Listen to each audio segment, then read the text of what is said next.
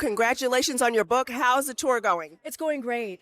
One of the most, you know, great feelings that I get to have is being with people, going to different places across the country, talking about the book, listening to people react to my book.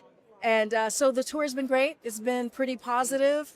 It's been a long process. I've been on tour since October, and so it's been fun. It's just been fun. Though I have to tell you, the best part of it is talking to young people.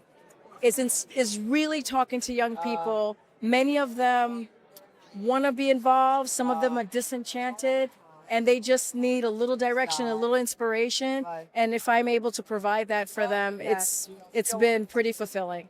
Have you been telling them to vote in the next election? Oh my gosh, I've been telling them to pay attention to the SAVE Act, which is really a detrimental piece of legislation that will really, it's like Jim Crow on steroids. And so I tell them not just voting is important, register to vote, understand what it's going to be like for you to vote, because they are making it very difficult for us to vote now, but also pay attention to the legislation that's out there, pay attention to what's being passed, pay attention to the policies, be there for your community. People are disappearing, people are afraid, people are scared, so get involved. Everything that's happening now, did you ever imagine that we would be in this place?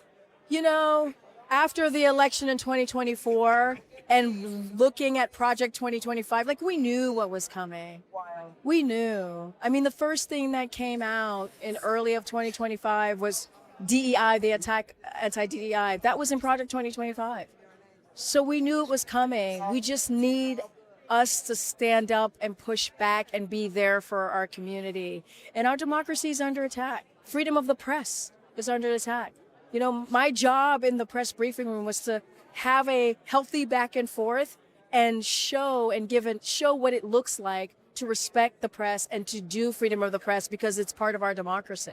And Don Lemon is being honored tonight. What are your thoughts on what is happening with him and the administration? So look, I am here tonight because I'm presenting him the Lifetime Achievement Award. I literally flew out today so that I can do that, because I wanted to stand next to him, stand by him, celebrate him, and let him know that the community is with him.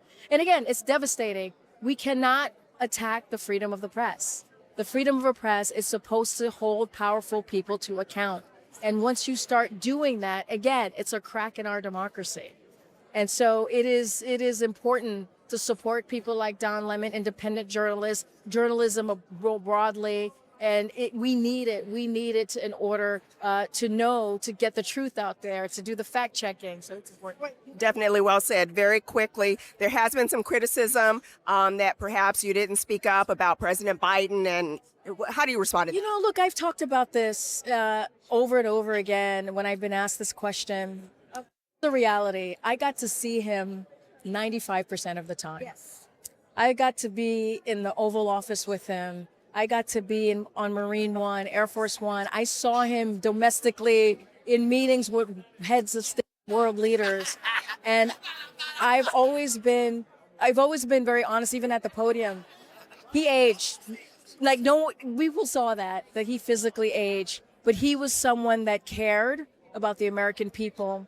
He was someone that was determined and challenged us in the rooms when it came to policy, when it came to important ways to move his platform, his agenda forward.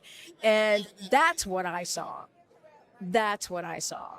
And the only people who could speak to that are people who were around him majority of the time. And so I will say this, it was an honor and a privilege to have been White House Press Secretary. And here's the thing, I would not have been White House Press Secretary if it wasn't for Joe Biden looking at me and saying, hey, I want you to have this position. You belong in this position. I want you to represent me.